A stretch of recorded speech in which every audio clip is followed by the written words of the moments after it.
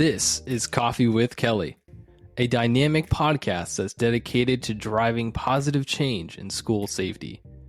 I'm your host, Ethan Woodman, Product Marketing Specialist for Crisis Go, and I'm joined by my esteemed colleague, Kelly Moore, Senior School Safety Specialist for Crisis Go. Our mission is to empower you with essential knowledge, tools, and inspiration required to foster a safer and more secure school environment. We hope this podcast will be the catalyst for transformation in your schools. Join us as we continue to dive into the world of school safety. Good morning, Kelly. Good morning, Ethan. You sound fantastic. Yeah, no, I'm not fantastic. I'm sick. But I decided that it'd be better just to record without video and just get the recording done than to delay it like we sometimes do.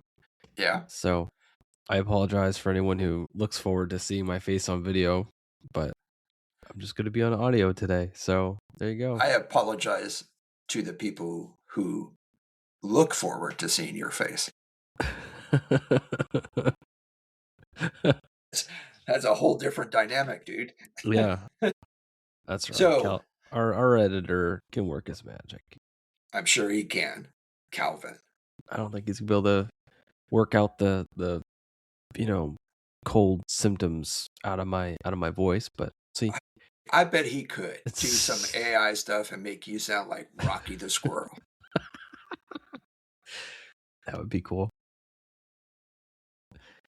So that we should do a whole thing on AI at some point because we're deep in the middle of it. Yeah, that's true. Right. See how people are faring with that. There's definitely a lot of different directions you could go with that. So what do we got today? Let's see. So I will start with an article that will lead into kind of our main topic today. And so the article is actually about a district that's close to me. I'll say that. So they are facing a $17 million budget deficit in the coming year. Yeah, in the 26-27 year, is that right? Yeah. So that's a fiscal year. So that's typically starts in July for our districts. Does it say what they're doing to combat that deficit? Let's see. The board would need to find a $14.5 million in spending reduction. Does it say what they're considering cutting? I'm looking through it. Yep. Let's see. While you're looking, we kind of knew this was coming. I remember last year, everyone warning of we're on this cliff and it's going to come because like the ESSER funds where a lot of the COVID money was going to cease. There were several reasons, and I forget which ones, but we saw this coming. At least we talked about it. We had a podcast on it and about it, and now we're seeing it. And it's going to be interesting to see what they're choosing to cut from. If you can't find it, that's no big deal. We'll just it just says they have difficult decisions to make. Yeah, they do. That's all it says. Right. So there's, from our lane, I guess, where we're at, we're talking about school safety, right? So we've talked about funding school safety and so forth. There are some examples where states are funding much better now than they used to. And I don't know if those are coming out of specific funds or they're specific funds designated for safety, which means if they're designated encumbered funds for safety, then you can't spend it for other things. So that's a good thing for the safety aspect. But I don't know if the safety funding is targeted here as well. So there are certain things, and I'll start the conversation off with that. There are certain things that we have to start considering when we start seeing $17 million, $12 million out of budgets. And these are out of districts that don't have billion-dollar budgets. right? So, some of them are in the 100 million. So when you take 12% of your budget and say you don't get it, then that's a big issue, right? A big deal, because all of the things that our schools are expected to do. That being said, and people will push back on this. Just because you're not funded for school safety doesn't mean you're not responsible for it. Does that make sense? Makes sense to me.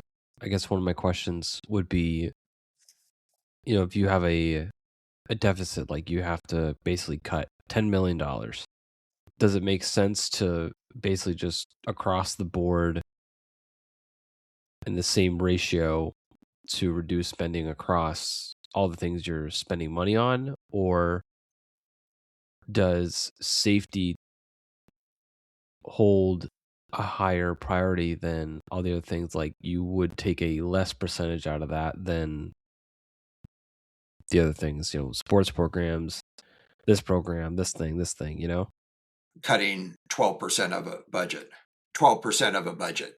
And then you come out and say, we have some tough choices to make. A tough choice is not saying, we're going to cut 12% out of everything. That's an easy choice. The tough choices come when you have to prioritize one program, one aspect of your budget over another, right? It's easy to just say, we're going to cut 12% out of everything. But when you start having to compare competing interests and favor one over another, those are tough choices. What I will say is, if we're going to hold our educational systems to their word in saying that school safety is a top priority of ours, then you would think that they would treat that accordingly. Now, there are mandates. I get it. There are things that they can't cut. I get it, because then you're dealing with different laws like ADA, IDEA, discrimination things, those types of things, right? If you cut those programs, there's other consequences to that, right? And so you have to consider that, and that's where the tough decisions come in. And when you start talking about cuts, this is when all of the special interests come in and they start mandating that you think of us first because we are more important than those guys. And you start getting this sort of infighting based upon this perceived importance, right? And like I was telling you this, I saw an article where, and I forget where it was and stuff, but it was essentially, to paraphrase the article, they were going to cut all of the contract positions. So not the full-time employees, the substitute teachers are contract employees.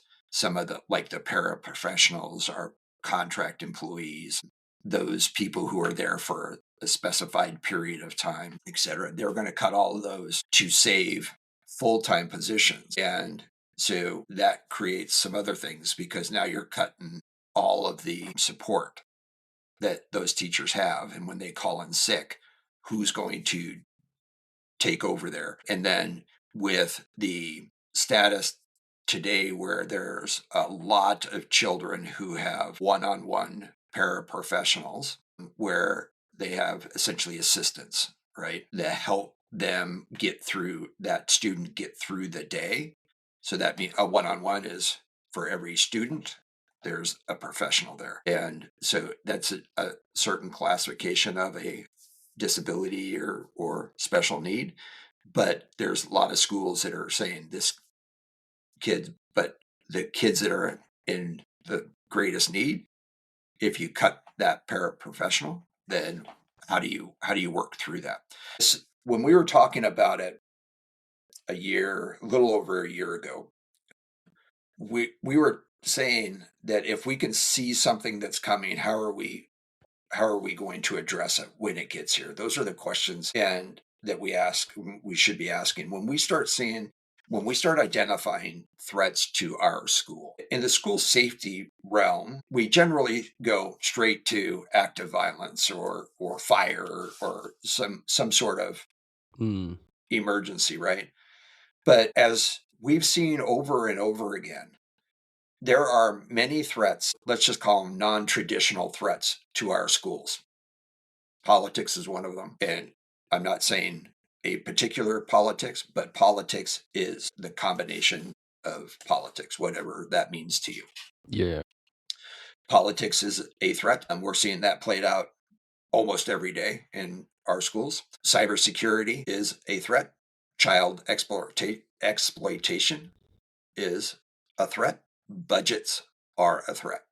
So when we start talking about what are your emergency plans, we're talking about identifying threats and hazards that come to our schools. And I'm not saying I'm an expert in any of this, but I will say that if Kelly and Ethan knew that this was coming a little over a year, let's say a year and a half ago, because that's what I think it was, about a year and a half ago. If we were able to talk about it, the schools have had plenty of time to identify if they were going to be impacted by it or not. And if they were, what was their response going to be? I mean, so we've talked about this as well, and this is the budget incident, right? We're going to see lots and lots of panic. We're going to see lots and lots of draconian cuts, and we're going to see lots of people who just can't deal with it, right? And we're going to see people who deal with it very well. And I will guarantee you the ones that do well sat back a year and a half ago and said, we're going to start losing these funds. How are we going to compensate? How do we take what we are currently getting and defer some of that stuff into the future? Some of those funds, how do we keep those and save those until we need them, until we can figure this all out? How long is this going to last, right? And when I say politics impacts the schools, we're talking, there was, you just read the headline of the article, that the current administration is looking into further cuts into the U.S. Department of Education and dismantling that further. So how does that impact it? It's not, I mean, is it politically? Maybe. Politically motivated? Maybe. But what is the repercussions of that? How does that impact you? Does it impact you at all? I don't know. But you have to start asking those questions. And you have to look at whether you're for it or against it, it doesn't matter. It's the impact. How does that, the restructuring or the elimination of the U.S. Department of Education, how does that impact your organization? And what are you going to do about it? What do you need to do about it? What gaps are that going to create? How do you fill those gaps? Right? So when we're talking about this as, oh my gosh, we have these financial impacts that are going to be devastating to us, then you don't have a choice. You got to figure it out. But it should be a whole lot easier to figure out a year and a half ago and then just put that plan into play. So this goes right along with the continuity of operations that we've talked about a wee bit, right? Is if something happens at your school, how do you get back to normal operations as quickly as possible? That's the continuity of operations. If you have a fire and it burns your files down, how do you regenerate those files? If you had a flood that wipes out your building, where are you going to hold school next week? How do you staff that? How do you keep normal business flowing? That's the continuity of operation. If somebody cuts your funding, how do you manage? What programs are essential? What programs are required by law? Of those programs, which can you scale back? Yeah, like one of the articles is talking about like how they were trying to keep a $70-something million program that was like an automotive program. Yep. I mean, I have no idea. I don't know what's typical or things like that. It seems like a lot. Maybe that's where all these, automotive companies are getting their best employees. I mean, I have no idea, but I mean, right. But use that as an example. So if you have a school that has a program that costs $70 million a year, and it's critical to your community to keep it going, how do you fund that if you're going to lose part or all of that funding? $70 million sounds like a pretty big district. To have one program that costs $70 million, that sounds like a big district, but what do I know? But that also means you're going to have to be creative. Is there grant funding? Probably not. I don't know. In the realm of safety, there's probably safety grant funding available to some people, not everybody. Are there grants available? Are there private partnerships? That's what I was going to ask. Yeah. So public-private partnerships, I don't know anything that prohibits that, but again, what do I know? But these are the questions that have to be asked. How do we fill that gap? Just like any other emergency plan, how do we fill the gap? We can sit back and go, woe is me, woe is me. We just got, $12 million cut out of our budget for next year. What are we going to do? And we have these tough decisions. Those decisions should have been made, right? Not when you're budgeting now, because your chief financial officer or business manager, whatever you call them, should have said something to the effect of, hey, we're likely going to lose all of this funding that we currently have in this bucket. We're going to lose that funding. How are we going to fill that bucket? And how does that impact the rest of us? And how does it impact our families? As an example, if you're going to cut contract employees and one of those contracted employees is a bus driver, how do you get your kids to school? How does that impact the families? Do we just say all of the families have to now get their kids to school? Okay. But how does that impact them? How does that impact your drop-off? Instead of one vehicle dropping off 50 kids, now you have 50 vehicles dropping off one kid. How does that impact that? And if that's the case, and you have to do that, how does that impact the safety of your community? A question I have. Hopefully you keep that thought in your head. Is this stemming from the spending of COVID funds, that when we got out of these COVID funds, we spent all this money, and is it just like a relapse basically of that? Well, there was a lot of, I don't know, to be honest with you, I don't know. I do know that there were a lot of COVID funds that were available, but they had a certain period of time after that to spend some of those funds. But crazy that we're 6 years past. Yeah. But we're only 4 years past the end of it. COVID, yeah. Right. Yeah. The end of it, or whatever. Yep. Near the end of its craziness. So, but there was a lot of money that was put into the schools, and they get used to that infusion of money. And again, when we talk about planning and taking even grant money, you plan on always having that money. Somebody's going to take it from you, right? You're going to just spend it, and because it is always available, you're just going to spend it because next year you're going to get it again. In fact, there's some government practices. I've seen this, and I participated in this, hating to participate and seeing how ridiculous this was to me. Spend it or lose it mentality.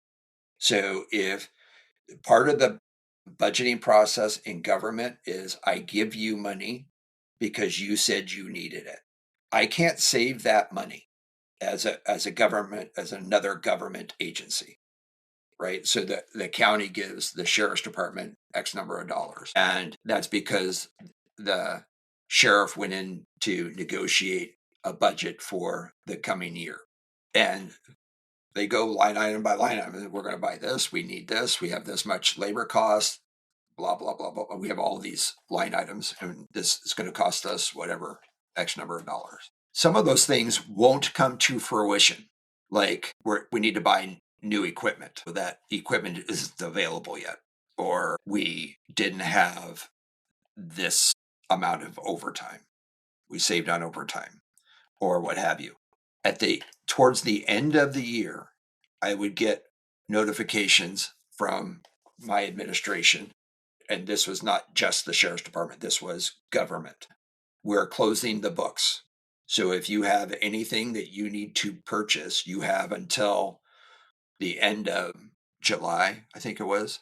Maybe it was a little bit before that. Anyway, they gave us a date and said, we're going to close the books. So if you need to spend anything, spend it. And so we would go out and we would do what we needed to do and spend that money. Because the practice always was, if there was any money left over, the county would take that money and not reallocate it. So if I had $1 million to buy a specialty piece of equipment or to buy a bunch of cars, but I didn't need to buy a bunch of cars, they would take that money and not put it back into the budget. They would take it and we wouldn't see it again. So I couldn't save it. So there was no incentive to me to not spend the money. Does that make sense? Yeah. So like you don't get rewarded for being for not frugal. Spending. Yeah, for being frugal. Yeah, so you guys just went crazy and just started buying stuff you didn't need. go crazy, but you bought things that were more nice to haves than needed. Man. Right? So, but if you didn't get that money back. So it's that kind of mentality. And when we're looking at planning for the years, and can we start making policies and practices that says we're going to start rewarding you for being frugal and so forth? I don't know. It's just crazy.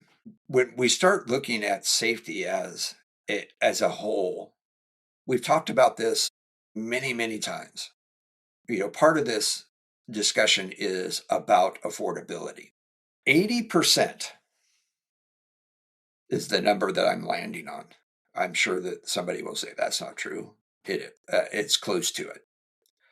80% of the effort or what you put into school safety, because school safety requires effort, 80% of what you do in the realm of school safety is effort, manual labor. It doesn't cost any more than what you're already paying people. Because a lot of it's just understanding what it is. Understanding and knowing what to do. Processes, knowing what to do, just educating yourself. Planning, doing stuff like this, right? Yeah. It's effort. 80% of school safety is understanding what you're supposed to do and then doing it when you're supposed to do it. Planning ahead, saving for a rainy day, identifying threats, trying to mitigate those threats. When we talk about it and all of these threats, we've talked about the pathway to whatever your emergency is. Right now, the emergency seems to be lack of funding. What was the pathway? What were the signs that you saw coming? We saw it. We were being told, hey, these schools, what are you guys going to do in a year, 2 years from now, when the schools start saying, we don't have any money? From my perspective, I'm going to say, well, do all of the stuff that you can do without money, or do the things that you have to do and get the value for the money that you are spending, right? And I'm not going to use names here, but I will tell you that we have a competitor that charges at least twice as much for what we do for doing pretty much the same thing. Yeah, I mean, they do a lot less, but well, but I was going to bring that up. It's, we hear this all the time of, I'm not going to spend money on this thing. I can't afford it. But then you turn around and it's right. We see it that like a lot of these schools are paying for something that's a lot more that does a lot less. Right. And it makes no sense. But something's said or something's promised or whatever. But the reality is if you understand your need. If you have done your assessments and you have walked your hallways and you understand what you need for security to keep those doors locked. I mean, it literally does not cost any money to lock the door. Yeah. It costs a lot of money to conveniently lock the door. You have to have the door lock itself. Right, have it lock itself, open up when the bell rings. That costs a lot of money, right? And a lot of effort. Having video cameras costs a lot of money, right? Having things costs a lot of money. Effort does not. But if you understand where you're at and what it takes for you to advance your safety and security, when you have money for this, then you should be able to work with a company that allows you to expand as you can afford it. Does that make sense? So you buy a product, you don't have to buy the entire thing, everything that you need at one time, but you have a system that is scalable. It can interact with other systems, so you don't waste the money that you've already put into a system. It allows you to talk directly with your, and when I say talk, message and communicate with your safety staff, with your first responders, because at some point you're going to press a button. That button is going to send the cavalry. The cavalry is going to want to talk to you. They're going to want to know what's going on, and you have to work together. But that doesn't mean you have to buy the entire platform right now. Many schools do. Many schools look at it as, we need to put everything into place right now. And here's where most of the schools struggle is, even if the vendor can go as fast as you can go, the school has a difficult time implementing a bunch of different systems all at the same time. They struggle with that. And it's usually not the vendor's fault. It's they bit off more than they can chew. But there's a deadline, an artificial deadline put into the contract. We need to have this up and running by August. Why August? Because that's the start of school.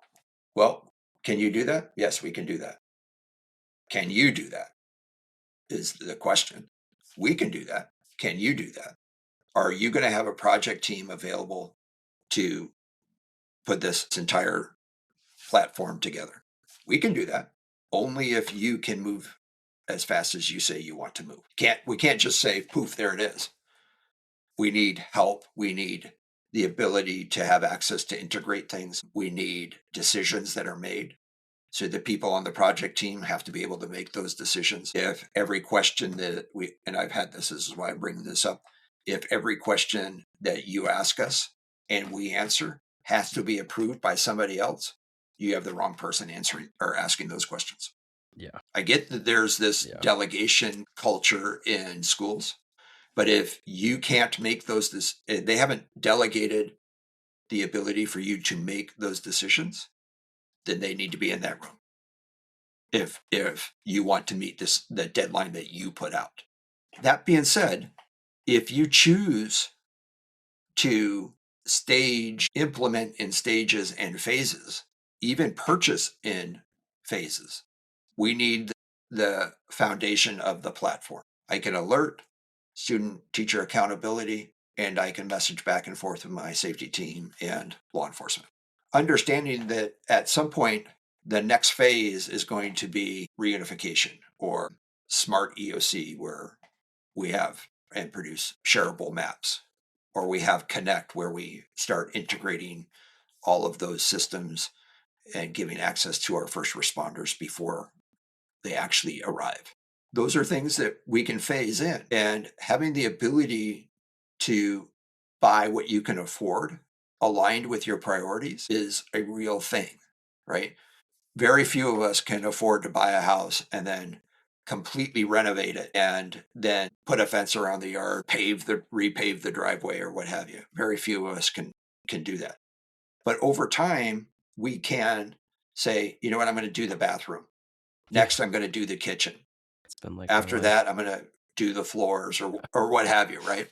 That's how I've been doing my house, room by room. Room by room and chicken coop by chicken coop. Oh, man. Yeah. Right? Yeah. But the fact of the matter is most of what we do in our lives to improve our standard of living, improve our safety, improve just our place in society is done over time. Do we need to be safer tomorrow? Yes. But that operative word there is safer. Do we have to buy, and I'm going to throw this number out there, not to be unreasonable, do we need to buy 1,000 cameras with AI tomorrow? Probably not. Unless you have the budget for it, right? And that's what you've designated. Would it be nice to have 1,000 new cameras with AI embedded in it for gun detection, shot detection, all that stuff? Would that'd be absolutely fantastic? Is it realistic?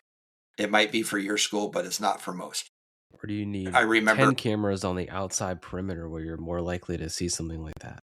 Right. So I remember, and this is true story. I said, we got to start working on our infrastructure at the district that I had. They said, okay, you have X number of dollars.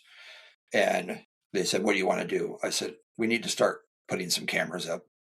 We have very few cameras at some of our schools. And they said, well, how many cameras do you need at each school? And I said, just to be minimally safe in some of these schools, we need 100 cameras.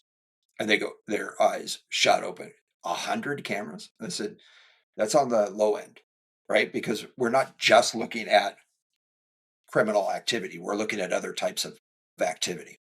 I said, so if you're looking at eliminating blind spots and people or places where people hang out, you need 100 cameras on the low end. We can't afford to do that. I said, I know. Can I have 10? Oh, we can do 10. Okay. So I have 3 high schools. I have 20 schools. So can I do 200 cameras? We can do 100. Okay. So now that breaks it down to 5 or 6 cameras per school. Some schools have a higher priority. So some of them got 10, some of them got 1 or 2. So you just work through that. But the idea was every year I was going to do that until I had enough cameras. Or until somebody said, Kelly, stop coming to us with 100 cameras. How many do you need? Well, I have 20 schools. On average, they're probably 30 or 40 cameras per school. So there you go. That's what I need. I could figure out exactly if you want, but if you want a rough estimate of what you need to plan for your budget. But at some point, you can't just put it out there and just say, okay, we're going to do everything. It overwhelms everybody. It overwhelms your budget. So if somebody says, in order for us to cover your school, you need to do this, and we're going to charge $8,000 a building. That's a lot of money. Yeah. Can I do half of that? Of what you got? If they say no, it's all or nothing, you're probably not with the right company. Yeah. Right? Because, and you have to look at what they're selling for that. Is it really what you need? And right now, all the rage is panic buttons and where we go from that. There's a lot of stuff that you need to do before the panic button. Some states have laws, and of course, I believe that every school needs panic buttons. I believe that they need wearable panic buttons. I haven't always believed that, but I do think they do. I think every employee at a school needs to have access to a panic button. They need to know when those are used and how they're used and what the purpose of those are. We saw the one slogan, push the button, help will come. That's the thing, right? But if that's your marketing, you've eliminated all of the things that you do before. And then, the prevention, mitigation, and that several hours after. Yeah. Right? It's that you press that button and it's for that moment. Everything else is changing. We've talked about that next 30 seconds. The reality is that button is a snapshot in time, a moment in time. As soon as you press that button, everything has already changed. Where it's occurring, what the impacts are, how many people are injured, where are your students, how are they protected? All of that stuff is fluid and dynamic, and it's changing. So how do you communicate that? How do you work through that, especially in today's environment when you're losing funding? How do you do that for less money? And how do you do that so that when you do have money, all you have to do is hit the plug and play button and add another feature to it, another capability. Trust me, we sell a whole suite of products, and we cover all of those phases, and we could sell you everything that we sell.